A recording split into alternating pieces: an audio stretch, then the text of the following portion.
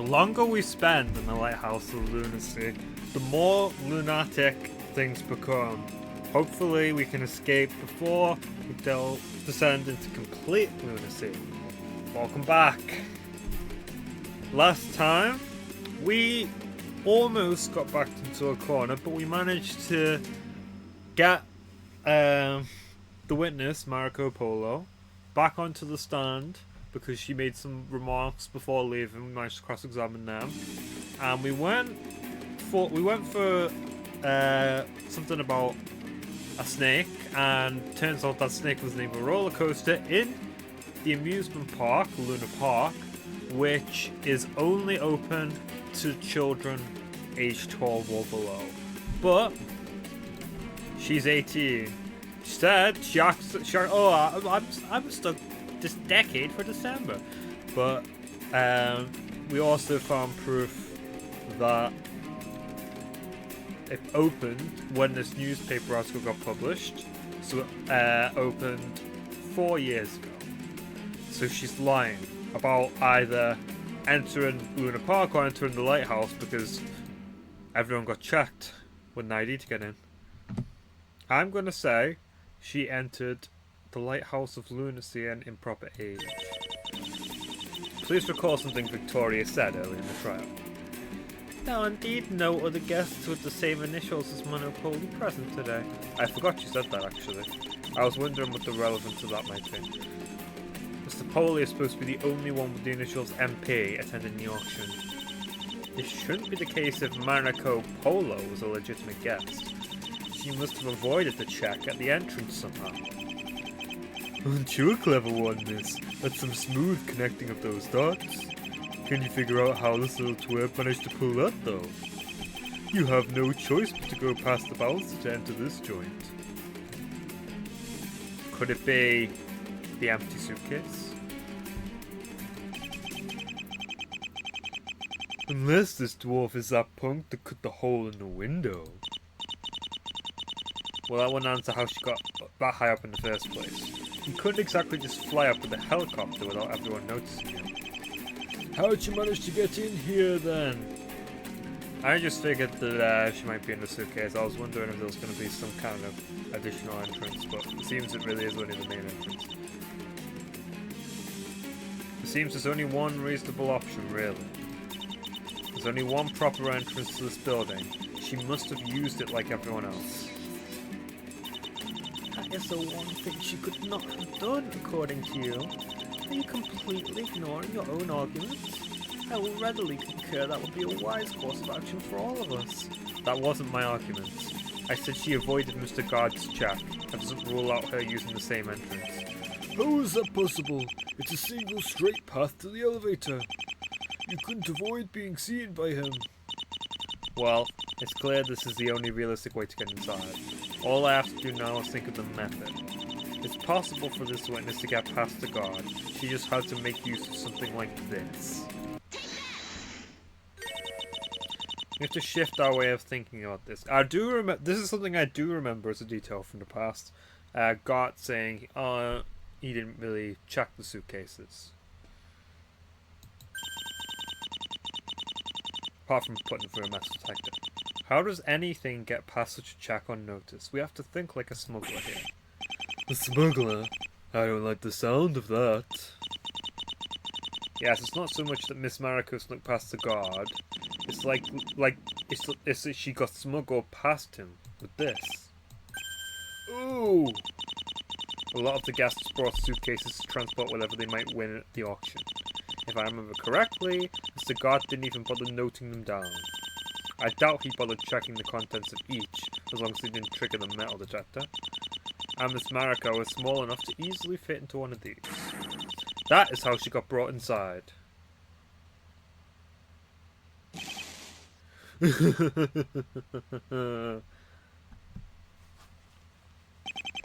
a clever little ruse, I'll grant you that. But the jig is up now, isn't it? The brainy miss over there busted you good, eh? I'm sorry.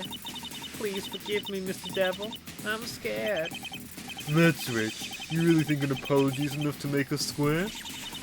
I'll admit everything. I lied about my age. I'm only 8. Please have mercy. So we got led around the nose by an 8-year-old twerp. Ain't that precious? But there's still a problem, no? That little scheme of yours requires another perp to move you around in a suitcase. How many goddamn robbers are there in this building? It's getting out of hand. I thought you were a friend of children. There's no need to take things out on her.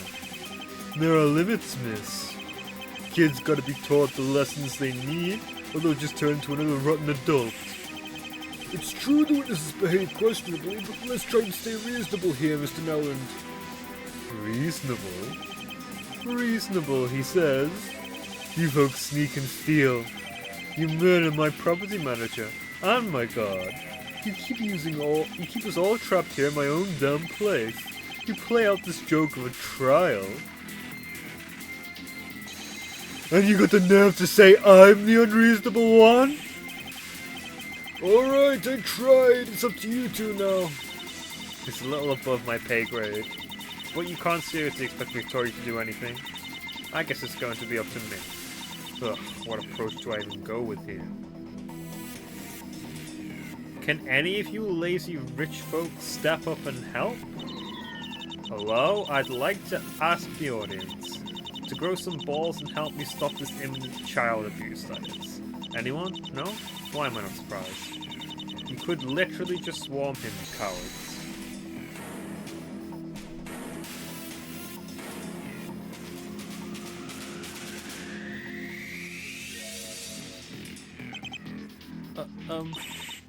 Mr. Poley?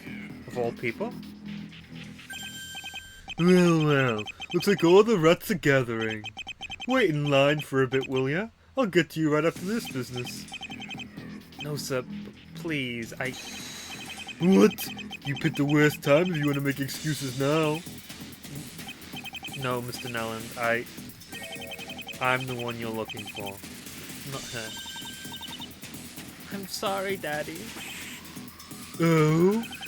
I knew you looked familiar, little miss. You're Mono's daughter. I remember that tiny thing. You really grew up fast, eh? Yes, well, I apologize for bringing her, but it's all starting to add up. The nerve. You brought her in with that suitcase while I was right next to you. Can't be distracted, so she can slip out and look for the goods, huh? Mono! No, this was all my idea. He only brought me here because I insisted. Daddy has been in trouble because of money. I wanted to bring home a big treasure so he could stop being worried. Oh, well, isn't that adorable? Quality parenting. Your little kid will turn out as pathetic as you because you don't know how to run your business. That's beside the point, sir. This shouldn't be her responsibility. If it's not too much trouble, would you please unhand my daughter? Oh, what?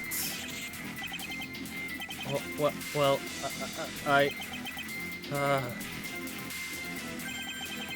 then I would probably have to resort to violence, sir.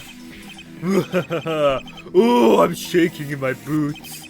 Stick to what you do best and scurry back into some hole. Very well. I didn't want to do this, but you asked for it, sir. Ah! What the? You little... Ah! Stop biting! Zap.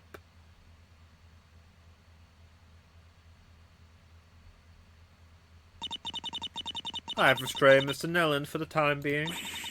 That drone is no joke. It knocked him clean out. Could have done that a little sooner, don't you think? No, I had to wait for objective signs of violence. Thank you, Dr. Hellinger. It's reassuring to have you present. We will discuss potential charges in an appropriate time once we are out of this place. How is Mr. Poley doing? Minor injuries. He'll be fine, but I recommend letting him and his daughter recover. Certainly. I think we more or less understand what happened anyway. Yeah, it's clear now that Mr. Poley brought her in his suitcase. Now that this travesty is finally concluded, I demand that we do not let this become a perennial experience.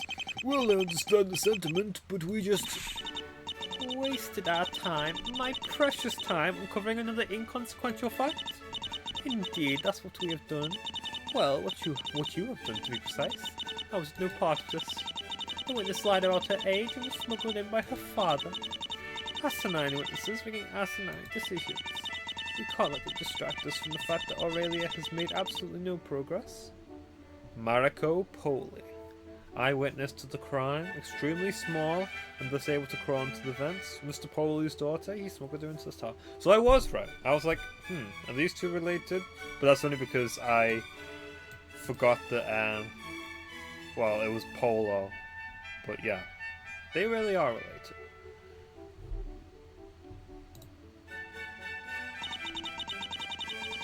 There are no more witnesses to summon. This was her last chance. This game could have been called eons ago. Can you do anything else aside from demanding the trial to end? I was so right. You're out of tricks ever since your blackmail scheme failed. Because the trial has been over since then. Why particularly entertain any of your delusions? Well, did this latest revelation really make a difference? I dare say it did, Your Honor. It's frankly revealed something pretty shocking about our entire situation. And of course, you have evidence to support this. Would I say anything otherwise? Don't answer that. The fact that Mariko got smuggled in reveals a new problem, and this shows it. Was it the diagram that says 67 people are present? Each time the trial was resumed, a head count was performed to ensure everyone was present. There were 67 people in total to account for, but how did we arrive at that? It's based on the number of visitors documented by Mr. Guard at the entrance. Plus, those known to be present like himself and Mrs. Holden. Seeing how Mariko got smuggled in, she was never added to that list. However, she voluntarily let herself be called as a witness by Victoria, so there's no way she avoided the pre-trial head count. If everything was in order, that head count should therefore be added up to 68 people. But then what happened? He didn't make a mistake, did he? Let's have some faith. The count remained consistent after all. The explanation is much more simple. Including Mariko, 68 people entered this building. But ever since the start of the trial, it seems one guest has been completely unaccounted for. Seriously?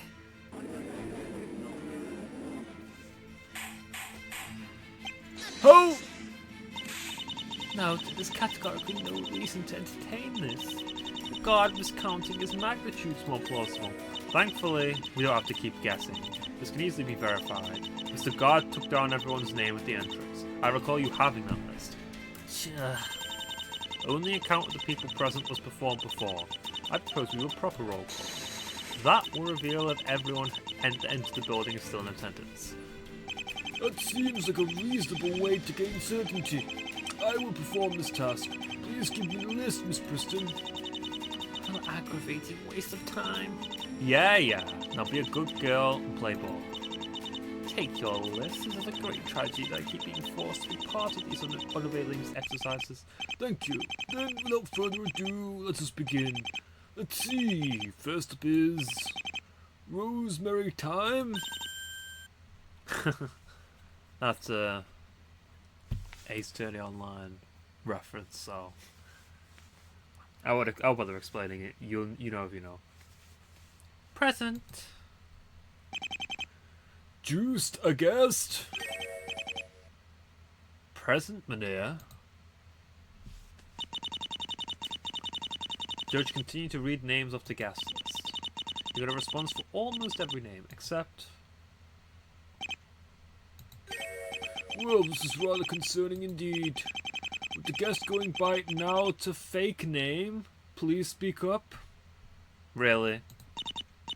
Save it, Your Honor. I kept count, and that should be all of them. If anyone hadn't been called yet, they should be saying something right about now. Well, it appears you were right then. Now to fake name. This name has gone unclaimed by anyone present. Where in the world did they vanish to after coming here? There are several options to consider, but one thing's for certain. Whoever they are, the fact that they disappeared during this incident makes them mighty suspicious. And that's the reason they killed Gart as well, because Gart will be the only one who's able to put now to fake name to a face. Seriously? Naturally, you find one missing person on the list and immediately try to distract us with him. Miss Preston, I really don't see how you can just dismiss this. Well, it's you. There remains a perfectly mundane explanation if you give it a modicum of thought. We know a person names now to fake name went past the guard, but of what consequence is this really? They could have simply left again before the auction began in earnest. The guard naturally saw them leave, but forgot or didn't bother to remove them from the list. Come on, who'd go through all that to change their mind and leave before it started? Expand your imagination beyond your own narrow mind. There are a myriad of potential reasons. They may have forgotten their suitcase somewhere. Not everyone is as infallible as me. You have to come to terms with that. You expected that to be enough for us to just overlook this issue? The simple reality is that you have zero proof that such an extra person is present in this building. Consider that nobody can leave this floor.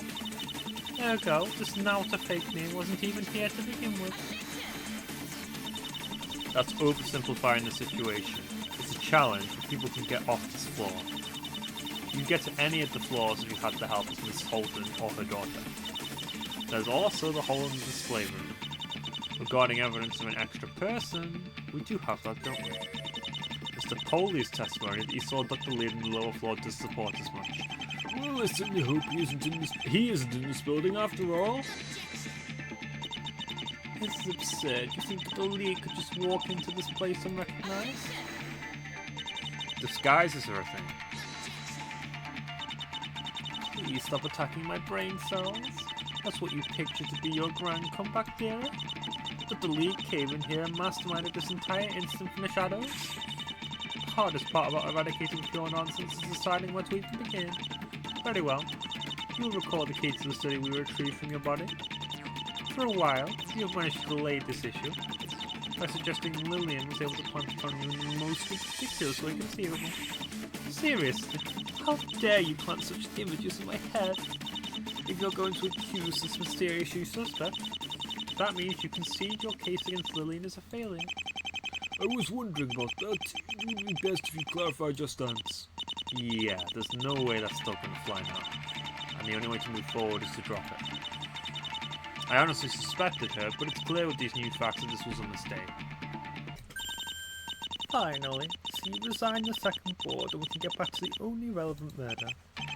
Well, Miss Chase, you failed to find a link between Miss Maristella and the murder of Mrs. Holden then. I concede that, but maintain that this now to fake name is something to be looked into. They don't matter. Even if we assume that the terrible lead himself stepped in this building, it cannot be relevant to your case. The key, Aurelia, how could there be any explanation except you swallowing it yourself? You've told us that you know Dr. Lee quite well. Given that, it's inconceivable he got close to you without you recognizing him. Consequently, you're not going to convince anyone that he managed to make you swallow a key. Well, it doesn't have to have been Dr. Leeds himself. Mr. Poley couldn't have gotten a good look at whoever he saw, but it's clear he saw someone. Even if you backpedal on Dr. Leeds, the identity of this individual does not change the question.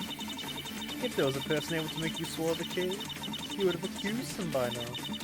Will you stop dangling that in my face? This is getting us nowhere. I've been very clearly asking you if you were serious about your accusation of Miss Maristella. Even if new facts came to light since then, I've clearly conceded you more time than appropriate. Thus, if you are claiming this now to fake name is the real culprit, you will have to provide an immediate explanation. We can't accuse an unknown person that may not have even been present. I request you identify them if you're going to do this. That task is decidedly beyond anyone. Not even I could have divined the real identity of that person. Very well. You can seriously say that with a straight expression? Miss Chase, you are actually going to identify your suspect? Do you even have anything to go by? Anyone reasonable would back down here and admit they have no idea. Too bad I'm clearly too foolish for that. You're right. All we have for this extra person is a name, and it's probably an alias anyway. However, this person has to meet a few conditions to qualify. I believe I'll be able to narrow it down. I guarantee you're going to make a fool out of yourself with this.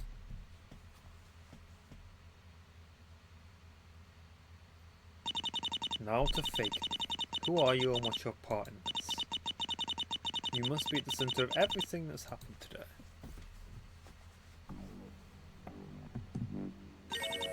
Mr. X. Me and Lillian have floated the idea earlier.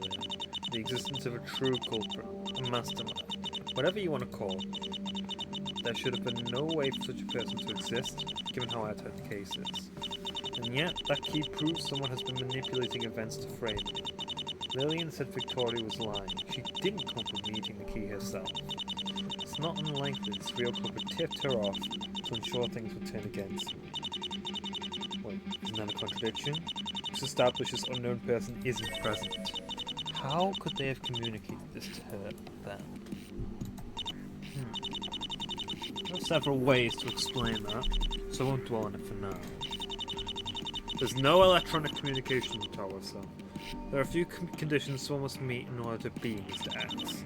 Condition 1. Mr. X was not present during the investigations and trials. The obvious point, we just established that. Technically, the head counts only ever happened when the trial resumed, so I suppose there was some theoretical wiggling room during the recesses. As long as I avoided running into Lillian, at least.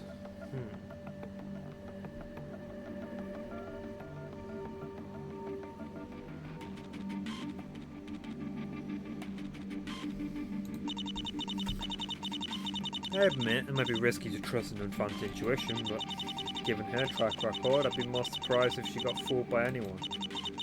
There's also what Mr. Poley saw, which places the culprit on the lower floor at the time of Mrs. Holden's death. Thus, condition 2, Mr. X was on the lower floor right after Mrs. Holden was murdered. Regardless of how they got down there, I suspect that's where they remained for a while. Everyone except Lillian has an alibi for Mr. Card's murder. That problem is shattered if another person was still on that floor. Granted, this leaves some open questions about how they evaded detection, but let's pin their identity first. And to do that, we have to sadly focus on the key question. The key question. Condition 3. Mr. X had the means and opportunity to get the study key into my stomach. This condition is most likely to point at who Mr. X has to be, rather than who they are not. Well, that is that easy. Case closed. Earlier, I was pretty much forced to conclude nobody had any realistic way to do that. At this point, I might as well consider the culprit a wizard or cosmic entity, but that probably won't fly without some extraordinary proof. And that's it. Those are all the conditions Mr. X has to meet. There are a couple more things to note. Lillian is fortunately ruled out because of the first condition. Not that I would have actually suspected her. It also seems unlikely Miss Holden is colluding with whoever this person is. The murder on the lower floor couldn't have been planned. If she knew Mr. X was down there, she could have just not allowed the investigation. Chase, are you still with us? What? Of course. Glad to hear it. You look like you were spacing out. Just to confirm again, you're ready to present the identity of this true culprit. Absolutely, Your Honor. As ready as I'll ever be. Excellent, and to make things clear, accusations are a serious matter. There won't be any more do-overs. Intelligently chosen penalty. I'm delighted to see it. Let me guess. It's almost as large as your IQ? I'm afraid it does not quite approach those heights. No breaks to catch, as expected. Thanks for making it clear, Your Honor, but I understood the assignment. You can take a minute to think it over.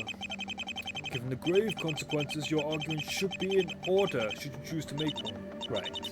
If there ever was a time to send my brain into overdrive, now would be it.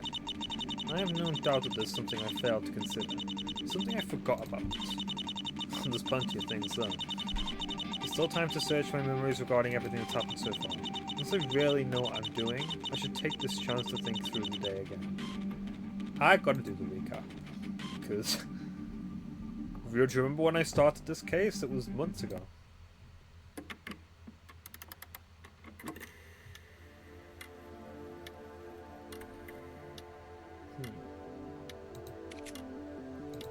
So we got this is interesting. So, oh, this will take us back through time. I like how this is set.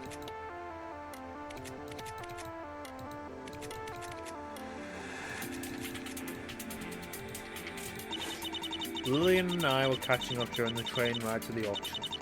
She had shown up out of nowhere earlier that day to accompany me. Probably just another case of her intuition. Anyway, we were mostly talking about how our weeks went. I had a really unpleasant encounter with my dentist the day before.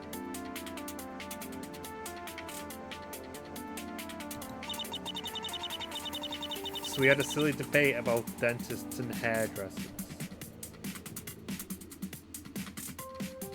Now, a dentist, he said. Well,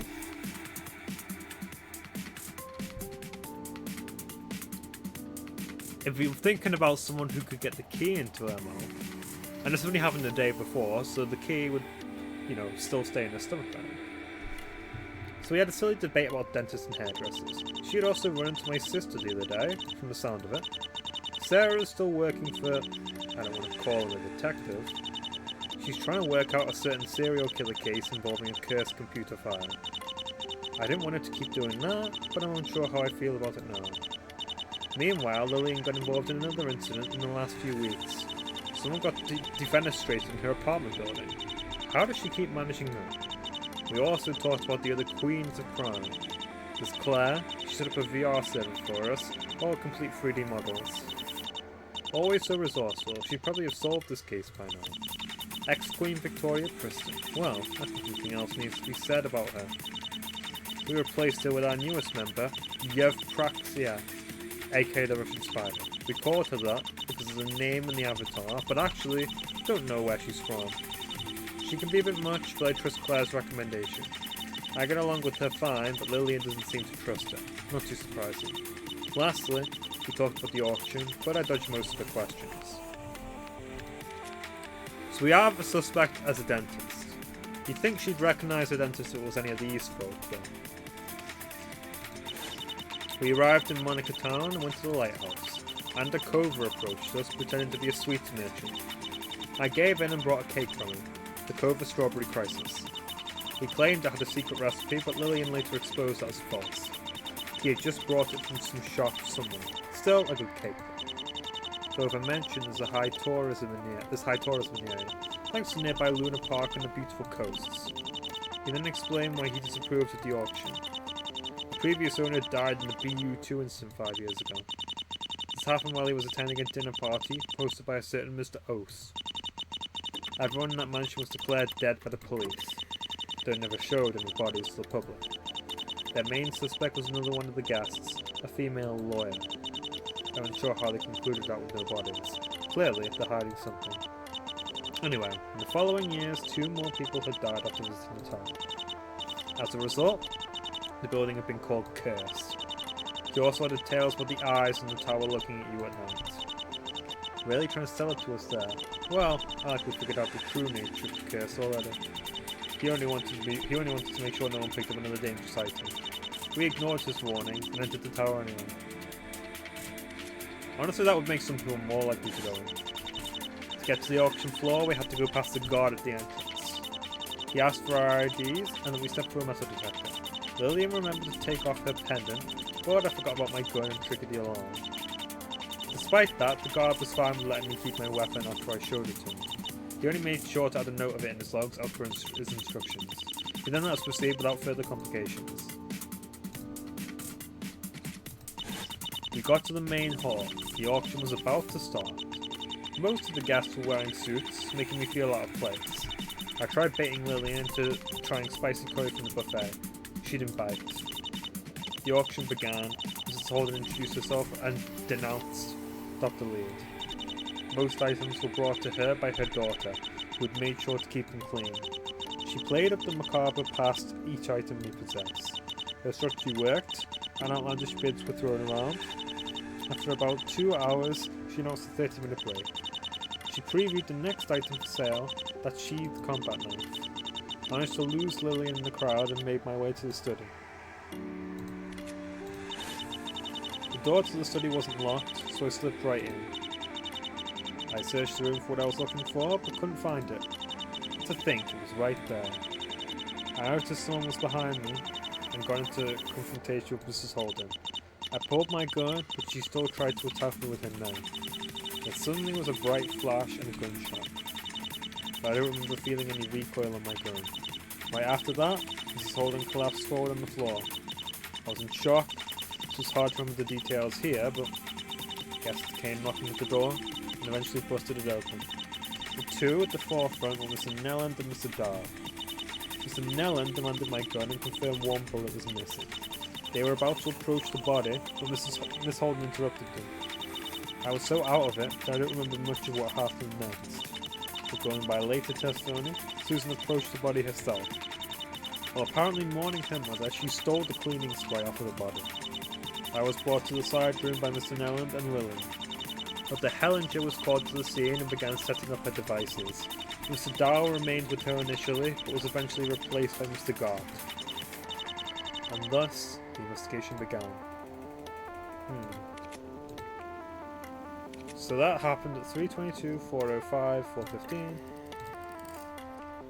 4:30, 6:34, and the time of death we have down here as 6 till 7 o'clock, which fits. It happens at 6:34.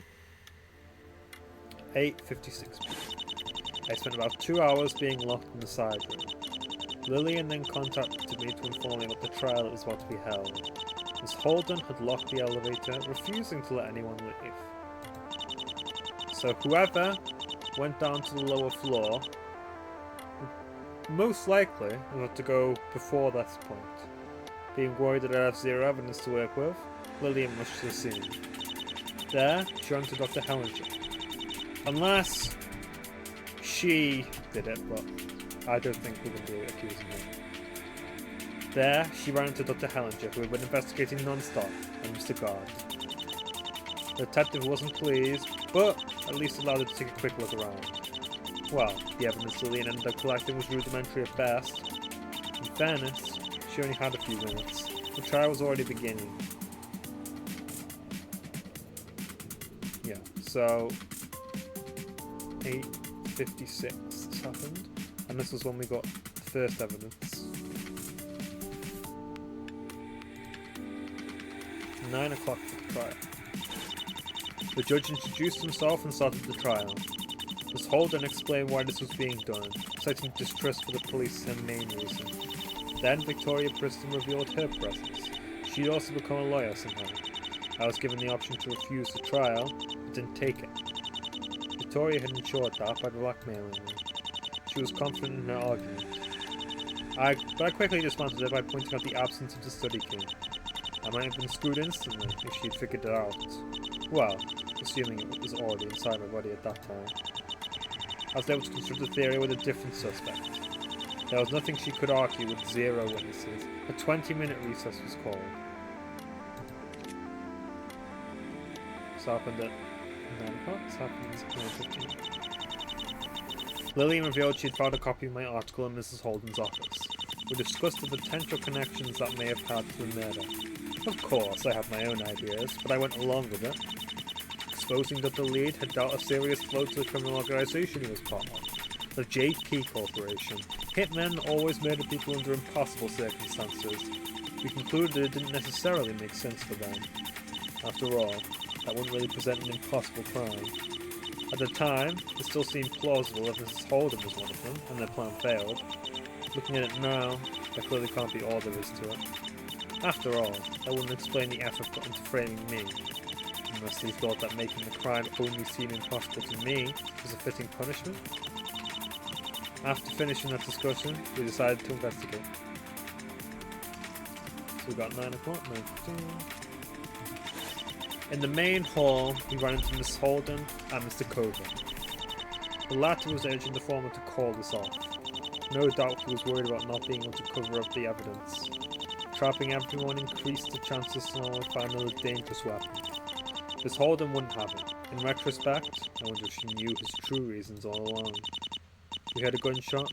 We learned that was Dr. Hellinger firing a shot with my gun to compare it. I tried to talk to her, but she ran off. Instead, Mr. Guard showed up to keep tabs on our movements. We used the chance to get some info out of him. There were plans to call him to the stand, but they were saved for later. Big mistake. He had been kept quite busy by the plaintiff's team. They requested all his visitor logs, not just those from today. They double-checked there were no discrepancies in any of them, it seems. Well, I found a discrepancy already. Now to fake me. After this, he was stationed at the scene with Dr. Hellinger. He remained there until the trial began. Victoria ordered him to do a head count. He didn't know who the next witnesses were going to be. Well, I got hindsight for that. The most interesting info was about the victim herself. Mrs. Holden hadn't left the tower very often recently. He speculated it was to dispel worries of the curse, but I doubt that. If it was the goal, it clearly was working out too well. He underlined that with a story about how a man in a boat has been trying to fight the tower.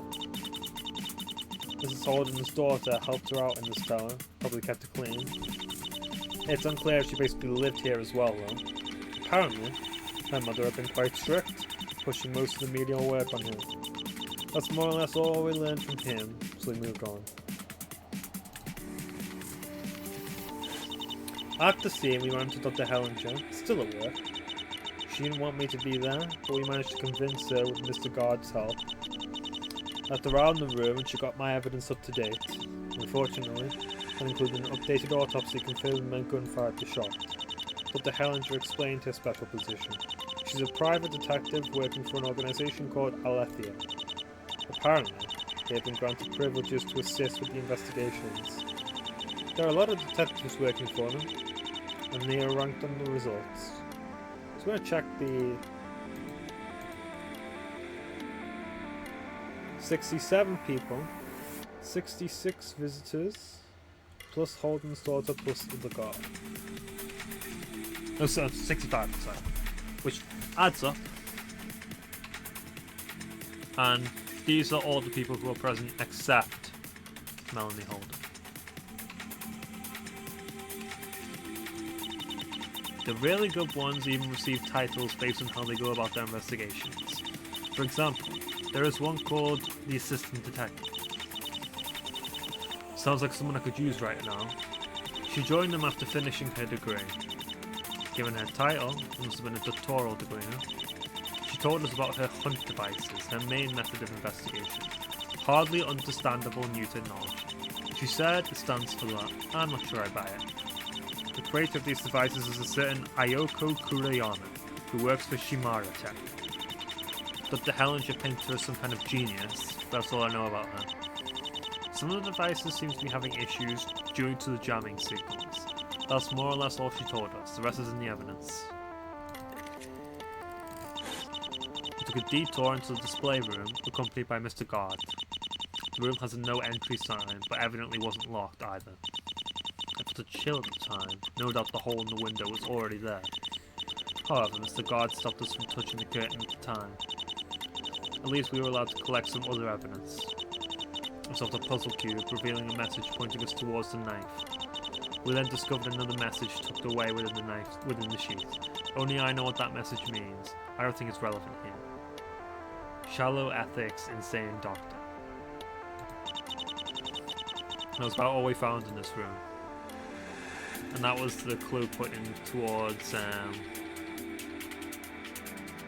the book. We've already basically dealt with that. Trial resumed. Victoria was prepared to call witnesses. 3 of them at once, in fact. Mr. Nillen, Mr. Dahl, and Mr. Poole. I drew attention to a blood trail, but it was a trap set by Victoria. However, I turned things around by exposing that Mr. Poole didn't witness the crime. Instead, he'd slipped off into the display room and gone out the window onto a suspended platform. There, he heard a second gunshot and claimed to have seen Dr. Leeds on the lower floor. This sent the trial into complete chaos, forcing another recess.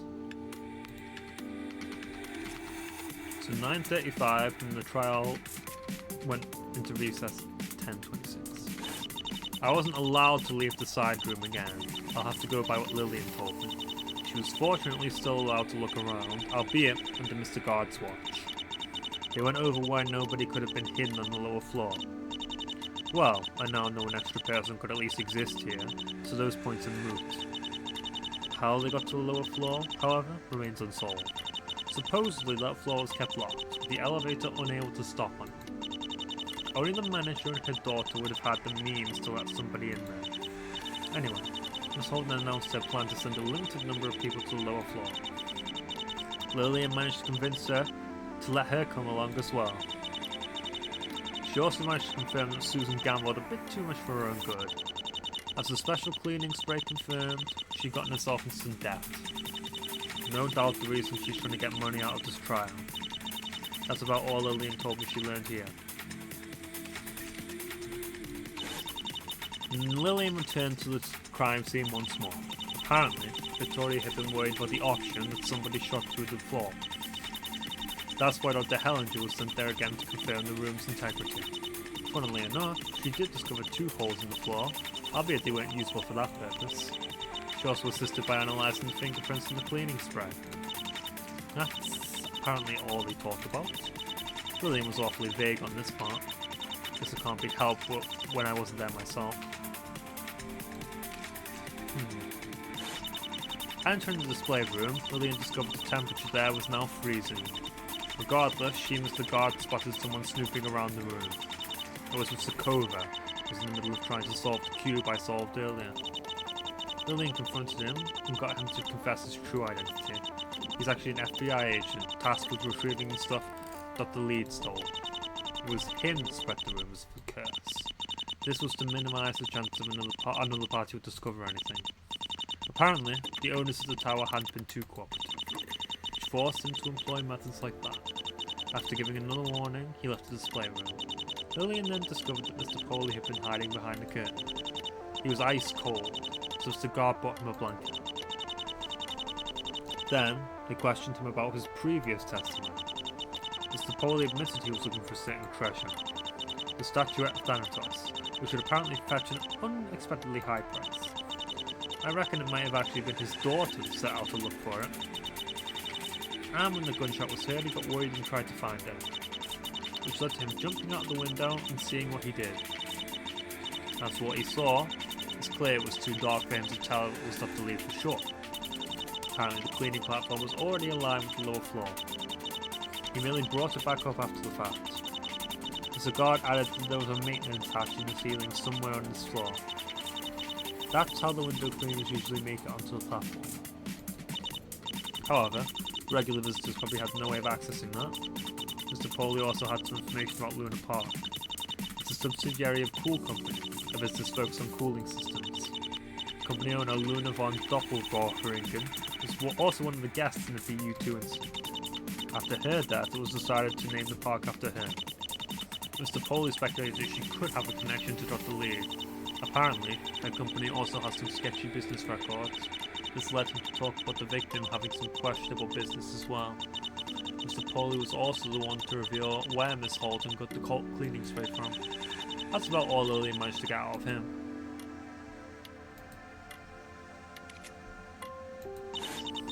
Four people were sent to the lower floor to deny the presence of anyone there.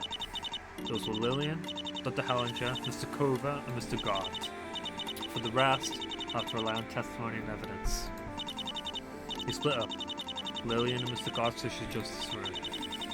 After being satisfied there was nobody, the two of them left. Except Mr. Guard turned back, apparently having some instinct. Then all the testimonies become a mess and contradict each other. I can focus on what happened there later. For now, I have to actually establish that there's a Mr. X in the mix. And this Mr. X was the one who shot Mr. Guard. Probably? So 10:26 PM was when that investigation started. 1:45 was when they went down. The group had returned without Mr. Guard. Thus, Dr. Hellinger was the one to fetch me for the trial. I think she performed the head count as well, in Mr. Guard's stead. Victoria informed us of Mr. Guard's death, but tried to block it from being a point of discussion. And she succeeded, bringing in Mariko as a direct eyewitness instead. This ended up being a mistake for her, as it established Mrs. Holden had the cleaning spray. Managed to make a decent case against Mrs. Holden by arguing she could have poisoned the victim. That eventually got shot down by calling Dr. Hellinger. To top it all off, Victoria claimed she figured out where the key was. And indeed, the key was detected inside my stomach. To retrieve it, I had to go to the bathroom. Thankfully, only Dr. Hellinger accompanied me for that. I tried to argue against it, but Victoria had accounted for everything.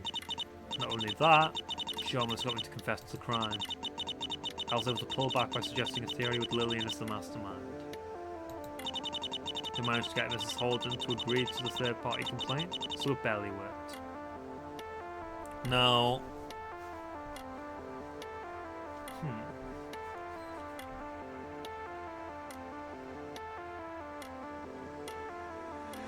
She was alone with Hellinger in the bathroom. Now, to get to shit out the key, did Hellinger give her any pills or anything, you know? And could have slipped the key in. I don't know. That's a wild one. I'm still thinking about the dentist from before as being the one who could have put the key down. And this Mr. X maybe as being someone who's not in these profiles. We managed to get Miss Holden to agree to the third-party complaint, so it barely worked. Lillian was put on the stand and claimed she was in autonomy when the crime happened. I pointed out how it's impossible due to the evidence and testimony. There wasn't enough doubt about the testimony to call the next two witnesses, Mr. Cover and Mr. Hellinger. Neither seemed too pleased with what I was doing. I didn't really put much of a dent in their alibi, and they were eventually dismissed. Thankfully, Lillian had another idea and got Mariko on the stand again. I found several issues in her testimony, but this didn't overturn the case.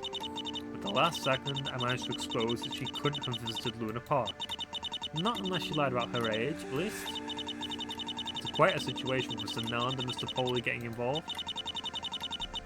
Dr. Hellinger was luckily able to resolve that with her drone. Using the revelation about Mariko, I argued that the visitor numbers don't add up. We discovered that one guest on the list is not present. Now to fake name. Which brings us to the present. Unless I can figure out who they are, there's no way I can use this to build a case. There are three conditions that this culprit must meet. 1. They were not present on the upper floor during the trial and investigation. Present.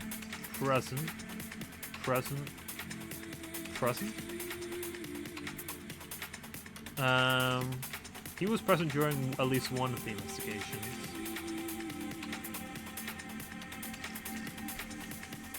Dr. Lead is the only one profiles who isn't there, I think. 2. They were on the lower floor after the first murder and were spotted by Mr. Poley. 3. They must have had a clear opportunity to plant the key. The first two conditions can rule out a few people, but it's really the third one that's important. Nobody will buy anything if I say if they think I swallowed it myself, so I'd look for an opportunity to plant the key first and foremost. If it raises the questions, I can deal with those later. If I don't have any explanation for that as a baseline, there's no way the judge will hear me out. Am I done looking through my memories? I think it's a dentist. And it can't be anyone in these profiles, can it? So...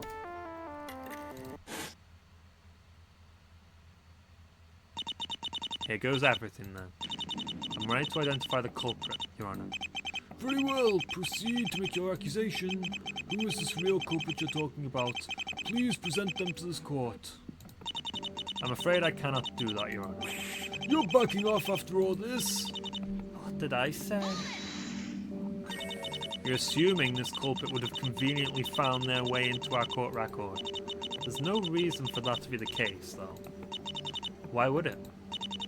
It's normal criminal behaviour to stay as far out away as possible from those investigating them.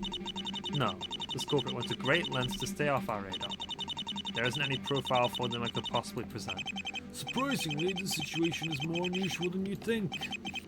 You do make a good point. However, you still claim you're able to identify this culprit.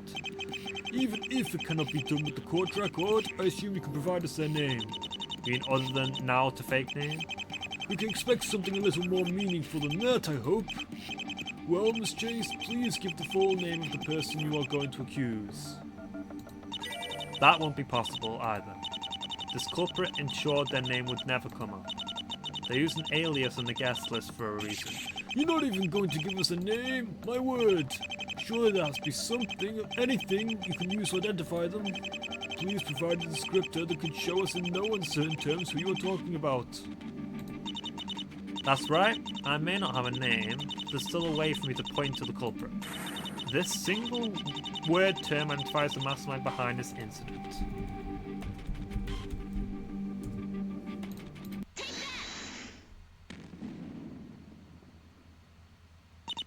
Once you eliminate the impossible, whatever remains, no matter how improbable, must be the truth. My reasoning wasn't wrong. I was just still limiting my thinking to too small of a scale. I failed to consider the bigger picture. This was all far more deviously planned out than I was willing to fathom.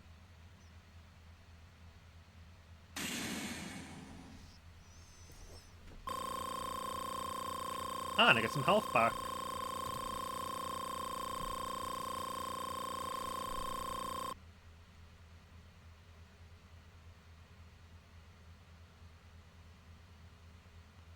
End of Act Delta.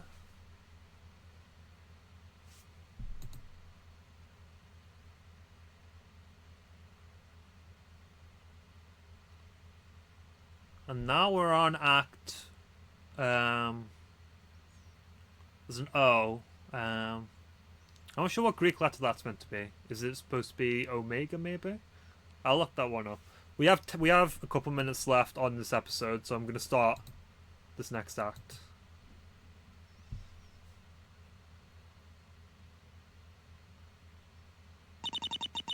That has to be what happened, but can I convince them of this? Before I go on, I want to request that you keep an open mind. This is going to make me sound insane at first. Decidedly not a notable novelty. The accusation will be properly judged on its merits, Miss Chase. I understand. Well, this is more or less a matter of elimination. I couldn't think of a way for anybody to plant that key in my stomach. It simply seemed impossible that I wouldn't notice a hard piece of metal being put in my mouth. And it is. The real question follows from that. If you can't do it without me noticing, in what situation would it not matter if I noticed? Please get to the point. Now, I did not remember that far back, so I'm very glad we had that full recap, because it's the only real way to help people like me who started playing this case ages ago and couldn't remember the small details like that, but also there's enough information in there that you've got to actually figure out which bit's useful. Please get to the point. The day before the auction, I had scheduled an appointment with my dentist. And the reason we needed as well to make sure we know everyone here was accounted for the whole time, so none of these folk. One of my teeth needed filling. Typical painful stuff. Why are you mentioning this now? This brings up bad memories. Can we stick to less disturbing topics? Like murder? The point is that local anesthetics were employed in my mouth to numb the pain. In addition, it's normal in that situation to use various metal tools. My dentist had perfect access to my mouth, and I couldn't have questioned what was being done. There could have been no better opportunity to make me swallow a key.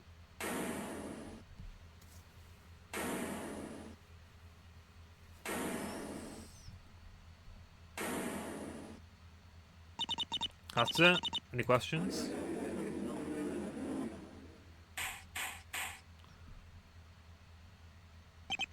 Your dentist? You're accusing your dentist? I know they're not that popular, but isn't this going too far? Claim that this lunacy, roll credits, is merely our idea of a joke, Aurelia. Your theories were all right for mocking, but this is undoubtedly the apex of absurdity. Listen to me here. How about we evaluate the merits first? You can't deny planting the key will be very doable this way. If you ignore the dreadfully vorifictious paradox of the locked study door, perhaps, But that would make you an insult and a disgrace to all detectives. Well, that door would obviously have to be locked with some kind of trick then. Some kind of trick? Or denouement? Hold on. If we think about it like this key had some kind of electronic mechanism in it. There could be some kind of mechanism in the door that responds to the sound with the tuning forks. And what about the unimpeachable fact that the victim was shot with your gun? I'm sure I'm on the right track with this, but it's meaningless if I can't make it remotely convincing. Gotta stitch something halfway decent sounding together. Doesn't matter, the culprit entered this building, as documented by the name on the list. Mr. Poley's testimony heavily indicates they were able to get to the lower floor. I've proven that Mrs. Holden went downstairs just prior to the auction as well to fetch the knife. It's thus fathomable that they managed to convince her to take them along to that floor. I suppose that would be a reasonable sequence of events so far, although it doesn't address Miss Priestley's question. The gun simply doesn't matter. The victim was alone with the culprit on the lower floor, moments before she died, while showing unusual symptoms. I can't believe you with the psychopath asinine poison theory once again. Why not? It remains the only explanation we got for the strange symptoms the body showed. Of course, since they were alone, there are many ways to accomplish this. He could have made her drink the poison, or injected it after she cut her finger. Then she left him downstairs and went back up to hold the auction before finally dying. It may have been the gun that killed her, but it's possible the poison contributed to that. How relieving to see you deny your own guilt. It's after this that everything completely falls apart. According to you, your culprit seems to be condemned to remain on the lower floor, no? Well, yeah. After Mrs. Holden left, there would have been no way for them to get out. I doubt this was part of the culprit's plan. Why do you think so? From the picture you painted, it seems like this dentist would have needed to do a lot of pre-planning. There's just no benefit to it. He would have known the victim was likely about to die. If Mr. Poley hadn't seen what he saw, he wouldn't have checked that floor, and they'd be stuck there. Plus, going missing in these circumstances simply looks way too suspicious. Keep in mind that the culprit couldn't have known that Mariko would even out the count. No, it's likely they got stuck against their will. Then, when people came to investigate the lower floor, the culprit had to try and evade them. The base of the display case at the second crime scene was broken. I imagine they tried to hide inside. However, Mr. God discovered them, and thus had to be killed as well. Free to consider the nuances of your fantasy on your own time. The room Mr. God died in was observed by 4 witnesses covering all escape routes. Dr. Hellinger also confirmed nobody was hiding at the scene. Unless you want to suggest your culprit escaped to the fairy realm, they never existed. Well, must be some way to escape we didn't consider yet. Oh, I knew you were I knew you were going to make a fool out of yourself. That doesn't even qualify as any level of reasoning. Looks like to have answers to everything all at once. That's not how trials work. Guess you wouldn't know that, since you don't even qualify as a lawyer. Most people are not only comfortable in their ignorance, but hostile to those who point it out. Your sad retorts failed to amuse. It appears you're not even qualified to be a jester. You're unqualified to be a decent human being. Settle down, you two. This dentist of yours, what is their name? Huh? If you visited their office just yesterday, you should be able to remember that, no? Her name is Theresa Cavity. And does she resemble the lead? There will be consequences if you don't answer honestly. Well, there's a reason I didn't want to get into those details yet. She doesn't. Did you see this doctor at all today in the vicinity of this building? In the gallery? Anywhere? Well, no, I didn't see her, but she probably avoided me, right? Do you know of any connection this dentist has to this place or you? Aside from being your dentist, that is. It's not like I had any reason to look into her background. I appreciate the honesty, defendant. That's why I'll be honest myself. You've got absolutely nothing. There's no indication this dentist was ever actually here. Really? Your dentist? It looks like we're gonna have to do the hard job of proving this next time. Teresa Cavity. So, it's a woman. And... hold on. I don't know why, but Dr. Hellinger isn't in my profiles anymore. But I was about to say, that's a doctor, but it can't be her because Aurelia would have recognized her. But anyway, unless this disguise is being used, and I'm thinking the mannequin of Dr. Lead, which was here, probably comes into play. But anyway, see you next time.